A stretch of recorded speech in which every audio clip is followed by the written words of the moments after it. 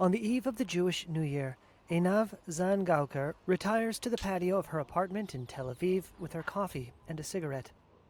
This is a tranquil moment for an Israeli mother who has spent the year fighting with every ounce of her energy to free her son. Matan Zangauker was taken hostage by Hamas fighters when they attacked Kibbutz Nir Oz on October 7th. A chain of WhatsApp messages between mother and son relay the terrifying final moments before he fell captive. Hiding in a safe room, he writes, "They're trying to get inside." She responds, "Quiet, quiet." Then, "Matan? Matan? Are you all right?"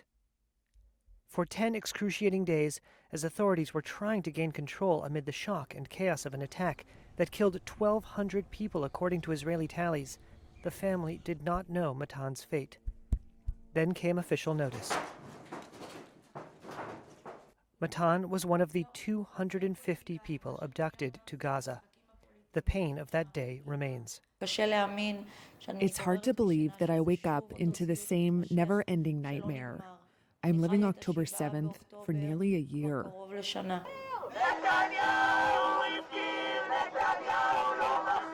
And for Einav, the time to be quiet is over. Over the past year, the single mother of 3 has become one of the most recognizable faces of a campaign pressuring Israel's government to reach a deal with Hamas to free those captive in Gaza. She's marched, she's chained herself to fences, and she's suspended herself from a cage beneath a bridge. Since the October 7th attack, 117 hostages have returned home alive. 4 were released at the start of the Gaza war. Another 105, mostly women, children, and foreigners, returned last November during a brief truce with Hamas. 8 more were rescued by the military. 37 were brought back dead. That leaves 101 hostages still in Gaza by Israeli tallies, at least half of whom Israeli authorities believe are still alive.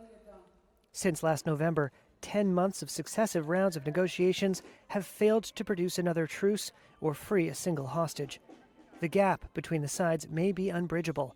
Hamas wants negotiations to end the war, which has now killed more than 41,600 Palestinians, according to Gaza health authorities.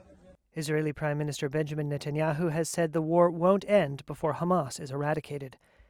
In July, Einav shared video that appears to show her son, shortly after he was taken captive, riding on a motorcycle between 2 men in Gaza, one of them holding a rifle.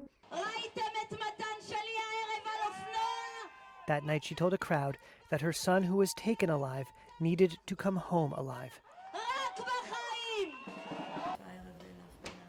Einav holds Netanyahu responsible, a man she says she used to trust. I was part of the political camp of Prime Minister Benjamin Netanyahu, of the political right. I worshipped him. I trusted in him. I was sure that this would be resolved very quickly, in a very short period of time. I didn't expect it would last so long. Netanyahu denies politics plays a part in his war policies and insists it is Hamas who is to blame for the deadlock. Einav spends much of her time on her phone, figuring out times for her next meetings and protest appearances, part of a relentless campaign to save Matan and the remaining hostages still in Gaza. Right now, as a mother, I can't fill my lungs fully with air. I take small, labored breaths, and I guess it will change when I see Matan with a sparkle in his eyes when he stands in front of me.